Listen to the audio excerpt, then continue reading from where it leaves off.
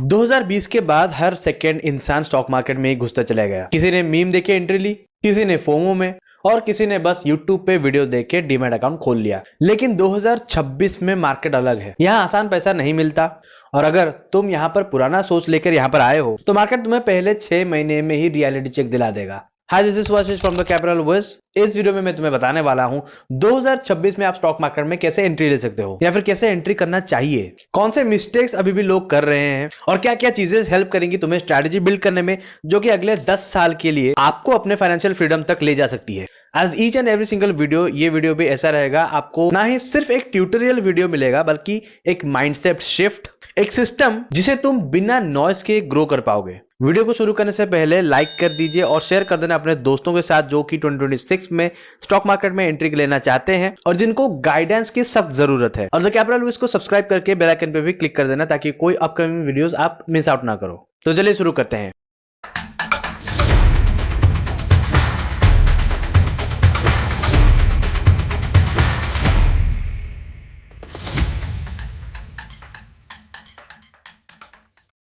2026 का market scene समझो। सबसे पहले जिस मार्केट में तुम एंट्री लेने वाले हो उसका कैरेक्टर समझना जरूरी है। Indian market cap to GDP ratio 130 to 140% के आसपास है, जिसका मतलब ये हुआ कि हम इमर्जिंग मार्केट से मैच्योर मार्केट की तरफ आगे बढ़ रहे हैं। इजी बुलरन जो था वो सब खत्म हो चुका है।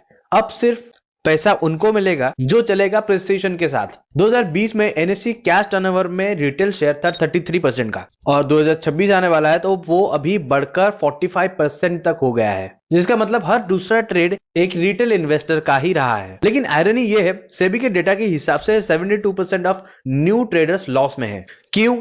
क्योंकि उन्होंने ये सिस्टम नहीं बनाया है तो सिर्फ एक्साइटमेंट। अब मार्केट में ह्यूमन से ज्यादा ट्रेड करते हैं मशीन्स, उससे 65% ऑफ डेली ट्रेड्स अल्गो से आता है, और इंडिया उसी ट्रैक पर है। और अगर तुम फंडामेंटल या फिर टेक्निकल एनालिसिस सीख रहे हो तो तुम्हें यह भी सीखना पड़ेगा कि किस पैटर्न से मशीन्स भी ट्रेड करते हैं। 2026 में आकर तुम कभी अर्ली मूवर नहीं हो सकते। तुम एक मैच्योर बैटलफील्ड में एंटर कर रहे हो जहां जीतने के लिए क्लैरिटी और कंट्रोल दोनों चाहिए। अब बात करते हैं एंट्री सिस्टम के बारे में, कैसे एंट्री लेनी चाहिए।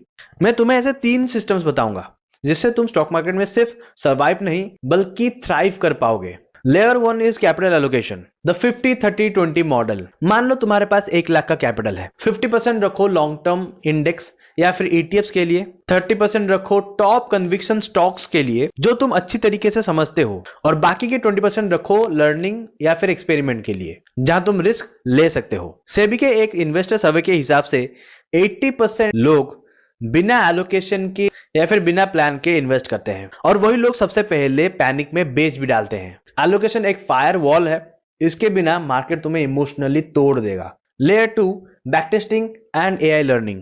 अब हर बिगिनर के पास एक ऐसा एडवांटेज है जो 2010 में उन ट्रेडर्स के पास नहीं था, वो है एआई। तुम स्मॉल केस या फिर एप्लीकेशंस लाइक टिकर टेप्स या फिर क्वांट मॉडल्स पे अपना स्ट्रैटेजी टेस्ट करवा सकते हो। 2022 से 2024 के बीच सिर्फ 28% ऑफ ट्रेडर्स प्रॉफिटेबल थे, और उनमें से 70% ऑफ ट्रेडर्स तकरीबन उसके आसपास ने बैकटेस्टिंग या फिर क्वांट टूल्स का यूज किया था। अब हर इन्वेस्टर्स के पास एक एआई असिस्टेंट है और सिर्फ 5% लोग ही उसे यूज करते हैं। अभी तो आप और 5% लोगों को तो कन्विंस नहीं कर सकते हो, आप खुद इन 5% में से एक हो सकते हो और अपने ग्रोथ को आगे बढ़ा सकते हो। जो यही करते हैं वही कंसिस्टेंट है, ये हमेशा दिमाग में रखना और ये नोट करके भी रखना। Layer 3 macro sensitivity. ये सबसे अंडररेटेड स्किल है, समझना कि ग्लोबल मैक्रो और डोमेस्टिक मैक्रो तुम्हारे स्टॉक्स को कैसे अफेक्ट करता है। अगर 2026 में आरबीआई रेट कट का साइकिल फिर से शुरू करता है तो कौन से सेक्टर्स ज्यादा इफेक्ट होंगे और कौन से सेक्टर्स ज्यादा फायदे में रहेंगे, ये जानना भी बहुत जरूरी होता है।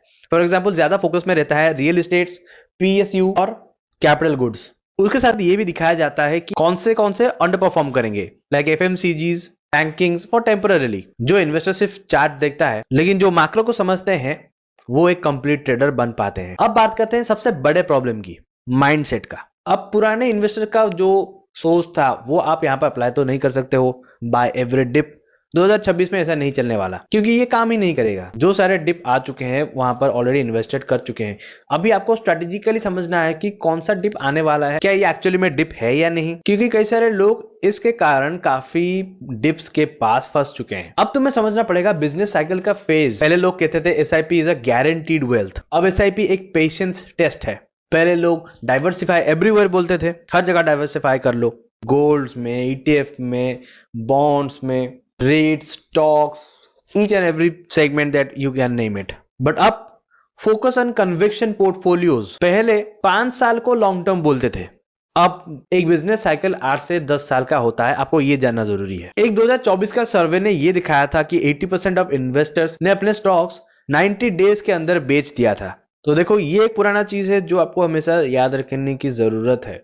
क्या इवॉल्व होने वाला है, क्या हमेशा चलने वाला है। मार्केट में पैसा फास्ट नहीं होता है, कंपाउंडिंग होता है। 2026 में तुम्हारा दिमाग तुम्हारे पोर्टफोलियो से ज्यादा डेंजरस होगा, मार्केट नहीं, तुम्हारा इमोशन तुम्हारा ज्यादा लॉस करवाएगा। And you should always remember that market always rewards the disciplined, not the intelligent ones.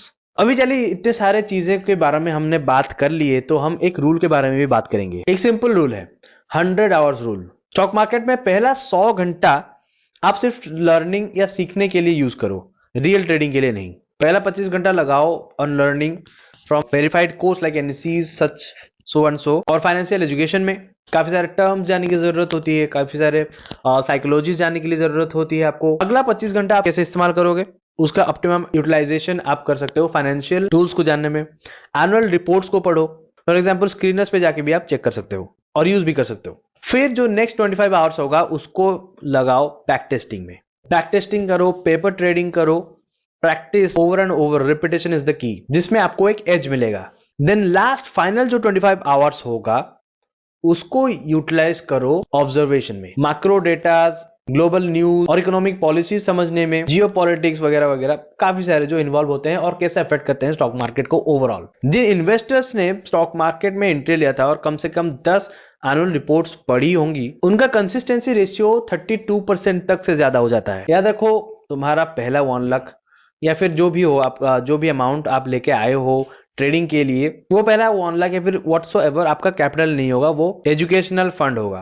क्योंकि जब तक आप सीखोगे नहीं तब तक आप उसे कैपिटल मान ही नहीं सकते हो। अब फाइनल रोड मैप, अगर तुम एब्सोल्युटली नहीं हो, you know nothing about related to stock market, any such thing, बिल्कुल नहीं हो, कुछ नहीं पता है, तो पहले तो 1-2 महीना पूरा सीखो, सिर्फ पढ़ो, जानो, एक्सपीरियंस लो, पूछो, एक मेंटोर बनाओ जो रिलायबल भी है और सही चीजें सिखाता है।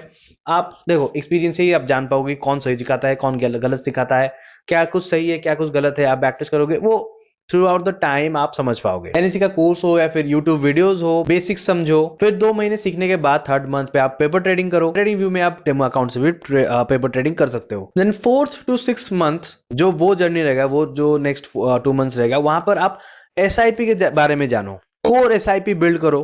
ETFs और 3 कोर कन्विक्शन स्टॉक्स में 7th to 9th में आप अपना CAGR और वोलेटिलिटी ट्रैक करो एंड रिव्यू करो।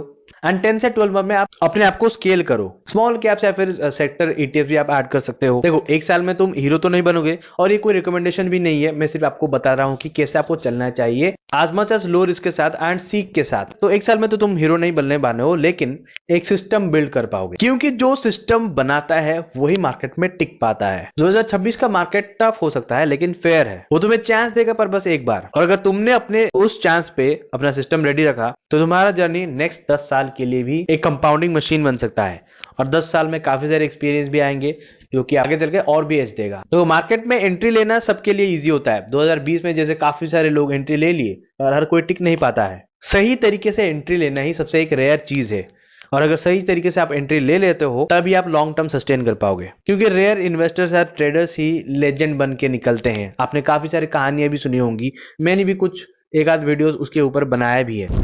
होप करता हूं कि आपको ये वीडियो पसंद आया होगा। कौन सा पॉइंट आपको ज्यादा अच्छा लगा मुझे कमेंट में बता सकते हो। And as a SEBI registered research analyst आप मेरे साथ जुड़ सकते हो मेरे फ्री टेलीग्राम चैनल में, जहां पर मैं लाइव मार्केट इनसाइट्स भी देता रहता हूं और आइडियाज भी देता रहता हूं मार्केट के रिलेटेड, जिससे आपको भी काफी सारे एजुकेशनल कंटेंट भी मिलेंगे, काफी सीख भी मिलेगा, हेल्प भी मिलेगा, एब्सोल्युटली फ्री है, जिसका लिंक आपको डिस्क्रिप्शन में मिल जाएगा। आप भी जुड़ सकते हो हमारे अमेजिंग 14,000 प्लस कम्युनिटी के साथ। And make sure to like this video and share with your friends जो स्टॉक मार्केट में 2026 में एंट्री लेना चाहते हैं और सही तरीके से ले पाए। एंड द कैपिटल विज को सब्सक्राइब करना मत भूलना, सब्सक्राइब करके बेल आइकन भी क्लिक कर दो ताकि आप कोई अपकमिंग वीडियोस मिस आउट भी ना करो। तब तक के लिए सीखो, सोचो और स्मार्ट इन्वेस्ट करो, स्मार्टली ट्रेड करो। मिलते हैं नेक्स्ट वीडियो पे। बाय बाय एंड जय हिंद।